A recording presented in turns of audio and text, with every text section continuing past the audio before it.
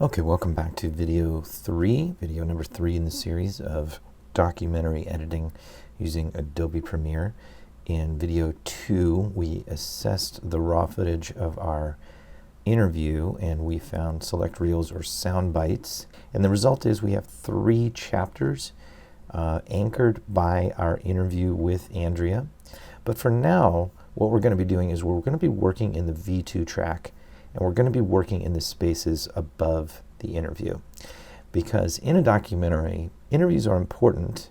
Local food, community, people. They deliver information and they introduce us to characters, but we don't want to spend our entire time watching a talking head. This is a show me, don't tell me medium. So we need to have supplemental footage that illustrates what Andrea is talking about in her interview segments, and that is called B-roll. And so I have a bin for some B-roll, and in this bin I have some clips that I'm going to be just kind of putting in over top. And what I mean by over top, I'm putting it in the V2 track. I'm going to show you that right now. Let me find an appropriate clip. This is a good one I'll start with.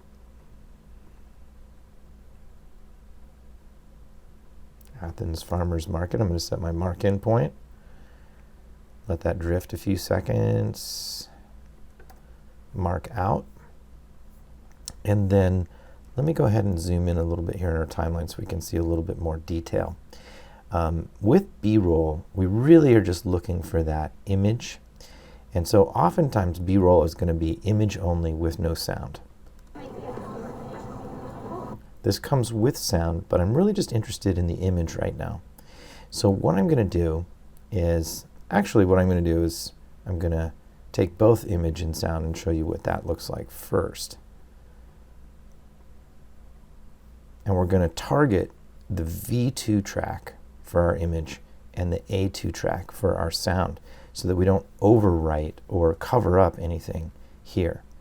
If you see that if I brought this down and I wanted this image to play while Andrea's talking about it, if I place it here, This really vibrant local food community, people working together. now I can hear Andrea's voice, but it's not really clear because it's competing with the sound from my B-roll clip. So let me take my volume bar like I illustrated before and bring this way down. Let me just bring it down to 0 for now. We have this really vibrant local food community, people working together to create new value-added products. Great. That's really, really good. And we're going to do this process periodically throughout this interview segment. So I'm going to work ahead and just kind of show you my process in how I would do that.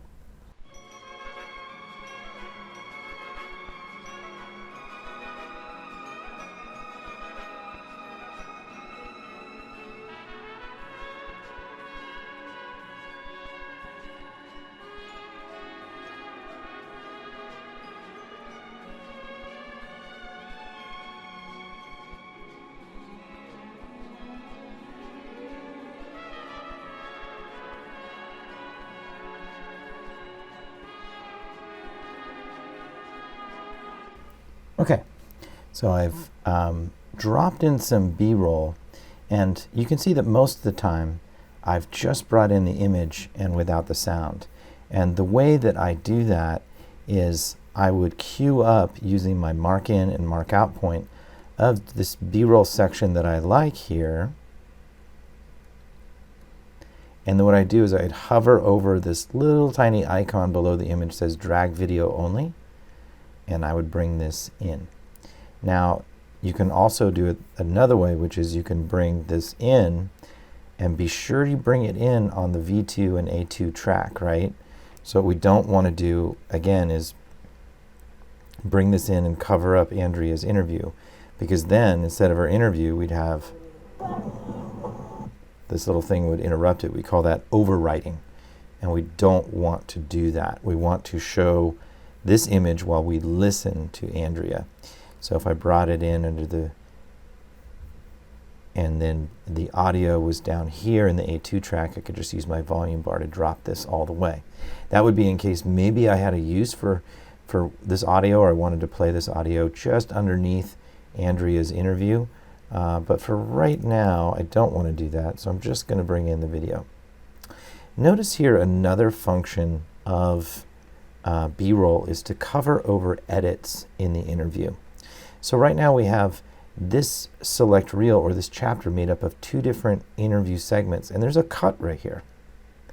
So if I didn't have this edit, watch what happens in the interview. Local food. Oh, wow, there's a cut there. We cannot see that. That is a no-no. So we need to have a B-roll that covers over Fresh local food. So the overarching purpose of... Now we can time this B-roll up later so that it's more of a conceptual match to what she's saying, and that would be phase 2 of refining this B-roll, which I will do now. Now one thing you might notice here, and this is good that this comes up, is that this looks really strange, seeing one image nested inside another. And that is because this video that I'm showing here is a smaller screen size, or a smaller, less image resolution than the interview. So this is something that Premiere does not fix on its own. You actually have to fix this, otherwise you're going to see the outer edges of the interview here with this image in between, and it's very, very distracting.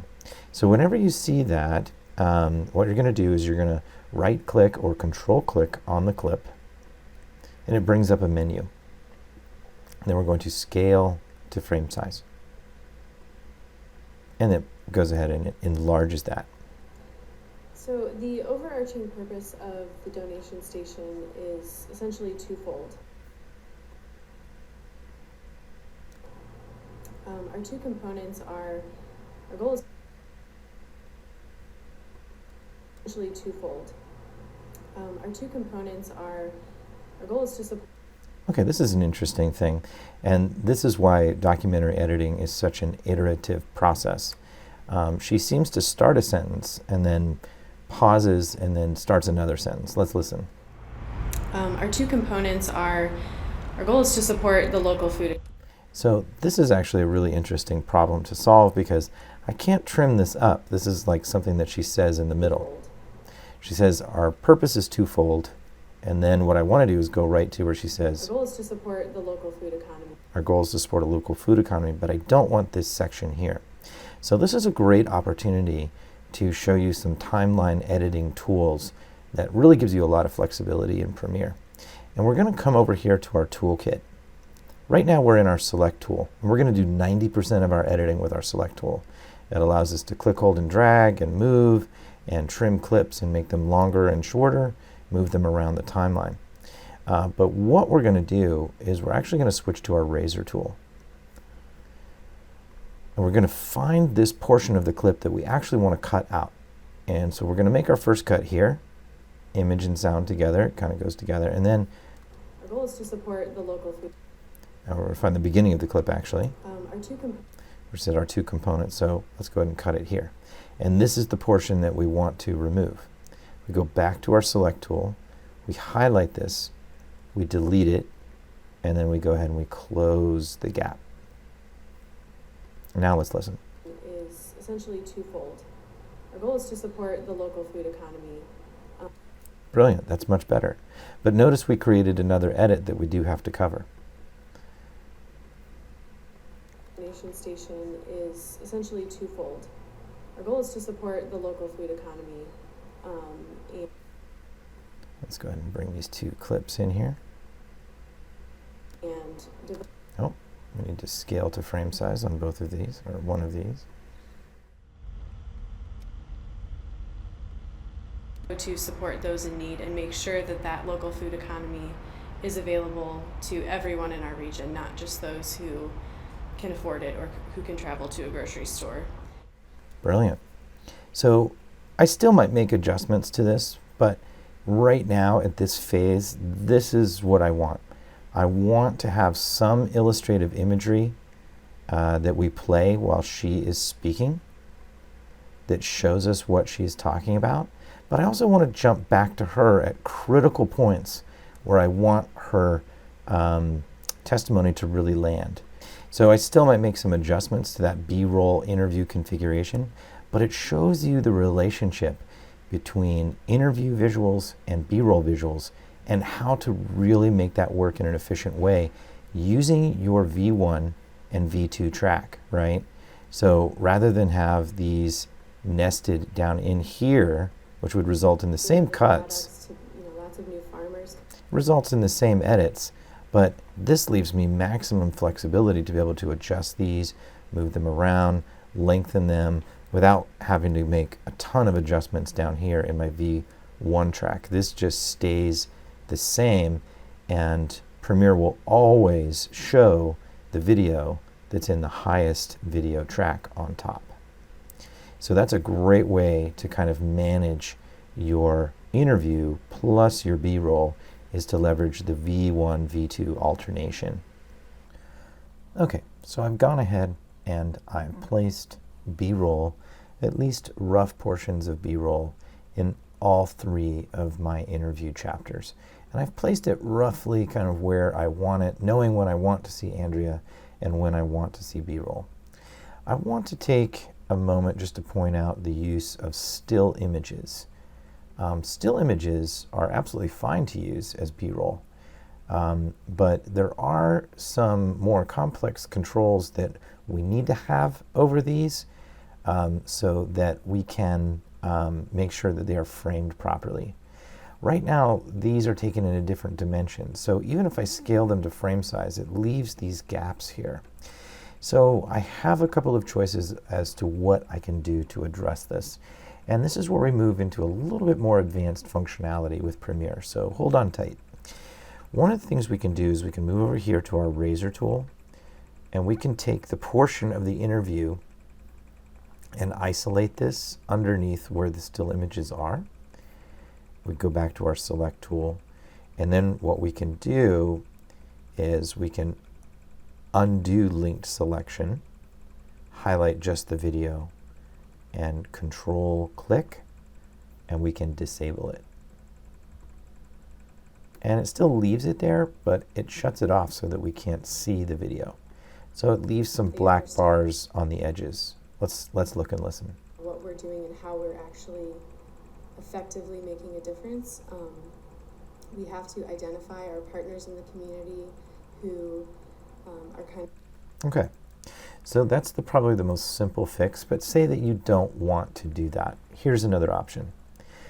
You can double click this image and it brings it back into the source monitor. So you notice I'm seeing the same image in both monitors. This is my program monitor and it's showing me here. So I'm going to leave my playhead over the image and I've double clicked it, which brings it back into the source monitor.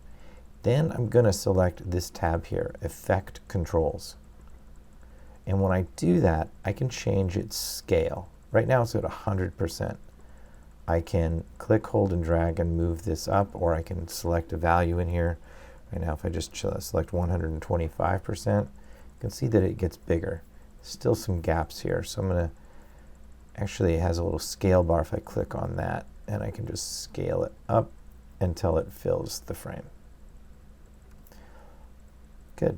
And I can do the same for this one. Double click, Effect Controls, Scale, move the scale up till it fills the frame. Double click, Effect Controls, and then move the scale up. Perhaps in a more advanced editing tutorial we can get into how to animate still images. Animating still images is much easier to do in consumer-grade platforms like Filmora, WeVideo, iMovie. But in Premiere, it takes a lot more work and a lot more complexity. I want to keep things somewhat simple right now, so these tutorials can be efficient. But note there is a way to animate those still images. Okay, so this concludes video 3. So we have our interview footage set, and we've roughed in some B-roll in the V2 track above those interviews, and knowing that I can make adjustments to that at any time. Let's move on to video 4, where we talk about editing the transitions between the chapters.